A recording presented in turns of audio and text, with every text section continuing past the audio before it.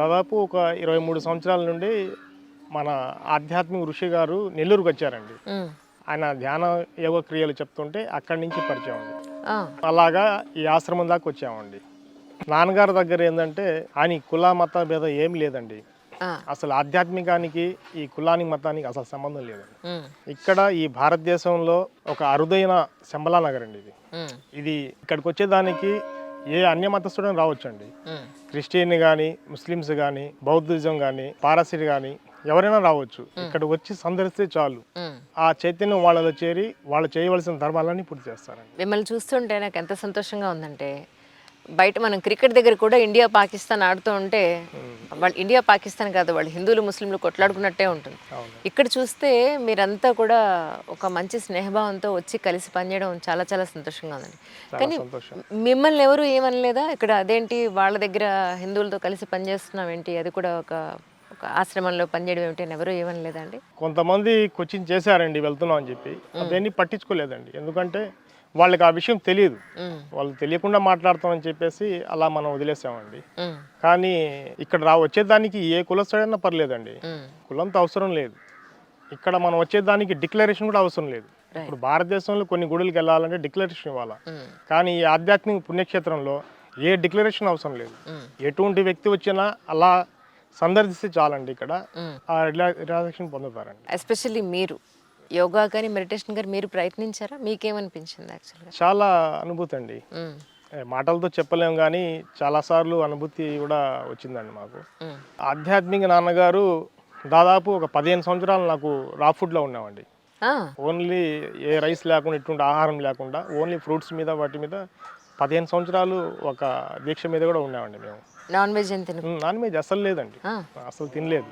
ఆయన తినొద్దు అని చెప్పలేదు, తినమని చెప్పలేదు. అలా మేము దాన్ని డైవర్ట్ చేసి 15 సంవత్సరాలు అలా రా ఫుడ్ మీదే ఉన్నాం మేము.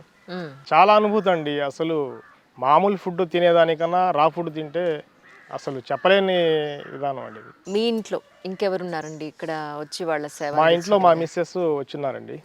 అలాగా దాదాపు నెల్లూరు నుండి ఒక 100 కుటుంబాలు వస్తాయండి ఇక్కడికి. 100 కుటుంబాలు వచ్చి ప్రతి కార్తీక పౌర్ణమికి అమ్మవారి జయంతి రోజు వచ్చి మన హైందవ అన్నదమ్ములు అక్కా చెల్లెలు అందరితో కలిసి ఈ పండుగ జరుపుకుంటామండి ఇక్కడ. సో నైస్, చాలా సంతోషంగా ఉందండి. మొట్టమొదటిసారిగా మీడియాలో ఒక గొప్ప విషయాన్ని ఇక్కడ చూస్తున్నాను. నిజంగా భారతదేశం సెక్యులర్ దేశం అంటారు, సెక్యులర్ అంటారు కదండి, దీనికి ప్రత్యేక నిదర్శనం అది. మీరేం చేస్తుంటారు బేసిక్గా అండి? నా టైలర్ షాప్ అండి. రైట్. ఇప్పుడు వీళ్ళంతా మీ ఫ్యామిలీ మెంబర్స్? వైఫ్ ఉన్నారు, ఇంకా ఏంటి, ఎలా వీళ్ళు అంతా రిలేషన్ అండి. అచ్చా. అమ్మ, ఎన్నాళ్ళ నుంచి మీరు ఇక్కడ ఈ ఆశ్రమానికి కనెక్ట్ అయి ఉన్నారు? 13 ఏళ్ళ మంచి తెలుగు మాట్లాడుతున్నారు. మీదే ఊరు? నెల్లూరే. రైట్. నిజంగా హిమాలయాలకు పోయి వచ్చారు కదా, స్టీల్ ప్లాంట్ లో మీటింగ్ ఉంది, ఫంక్షన్ పెట్టారు కదా, అప్పటి నుంచి కూడా వస్తున్నారు. ఓ, అంటే ఇక్కడికి వచ్చిన తర్వాత మీకు జరిగిన మంచి అంటే ఏం చెప్తారు? మంచిగా బాగా ఉన్నాము. నాకు పోయిన సంవత్సరం ఇంజక్షన్లు పెట్టుకొని వచ్చాను, సూదులు పెట్టుకొని 2 పట్టుకొని వచ్చారు. కొంచెం హార్ట్ ట్రబుల్ అయ్యింది. అసలు డాక్టర్ వెళ్ళొద్దు, జర్నీ చేయవద్దు అన్నారు. అయినా నేను మొండికి పడే వచ్చేసాను. మా తమ్ముళ్ళు పిల్లకాయలు పట్టుకొని వచ్చి రైలు ఎక్కించారు, పట్టుకొనే తీసుకొచ్చారు. 5 రోజులకి అంత బాగా అయిపోయి స్టడీగా వెళ్ళిపోయాను నేను ఇంటికి. ఇప్పుడు ఇంకా బాగుంది కాబట్టి మళ్ళీ వచ్చారు. మా కోడళ్ళు, కొడుకులు, మనవరాళ్ళు అందరూ వచ్చున్నారు, మనవాళ్ళు.